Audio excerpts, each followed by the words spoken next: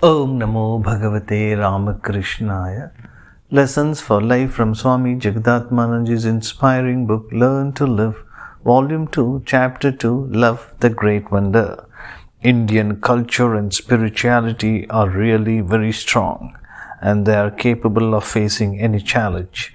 This beautiful truth is discussed in this episode, New Butts on Old Roots. That the roots of our culture are still strong is proved by the fact that in spite of the adverse conditions experienced in the last 2 centuries, they have outgrown the environmental obstacles and borne wholesome fruit. At critical junctures of time, spiritual leaders took birth to guide people on the right path.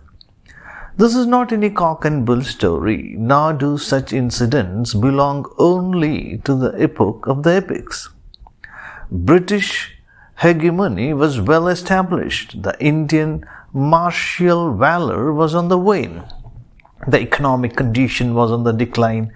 The spiritual values had been denigrated as worthless. Indians aped the manners of the Westerners. It was at this juncture that the God-man of Dakshineshwar appeared on the scene. He was none other than Sri Ramakrishna. He appeared in the 19th century in the very capital of British India, Calcutta.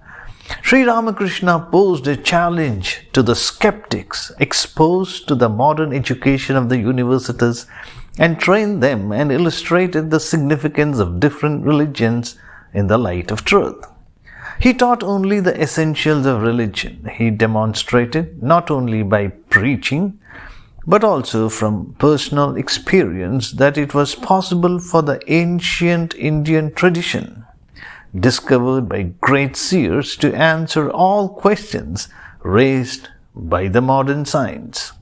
Swami Vivekananda, the chief disciple of Sri Ramakrishna, embodied the spirit of ancient Indian tradition, became its powerful spokesman at the Parliament of Religions in Chicago, hoisted the banner of ancient Indian thought, Sanatana Dharma, in the firmament.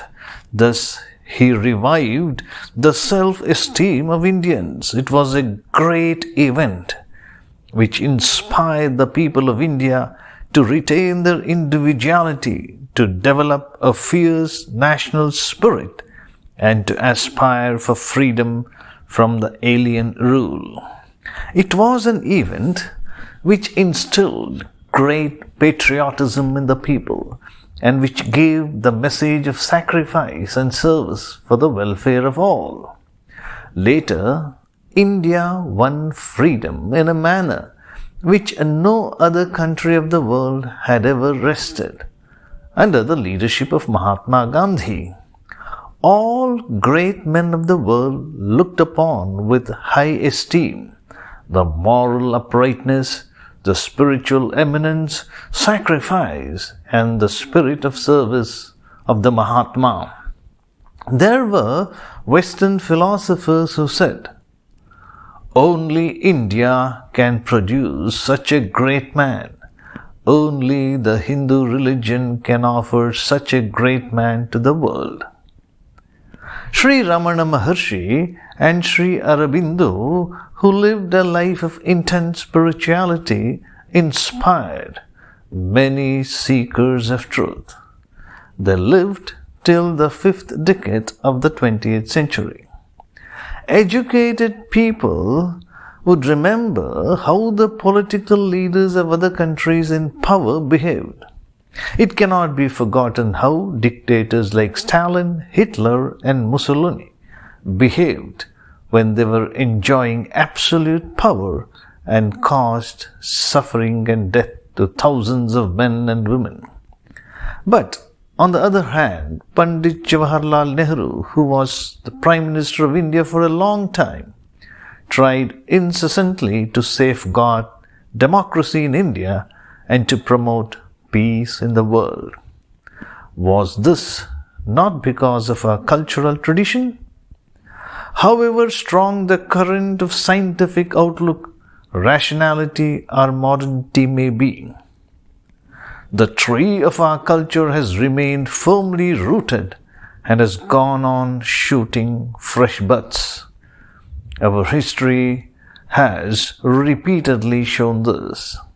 We cannot hope for a bright future unless we are aware of the strength of our culture and spirituality. These have unified and inspired us to work for the welfare of our nation. Om Shanti Shanti Shanti. Hari Om Tat Sat. Shri Ram Krishna Arpanamastu.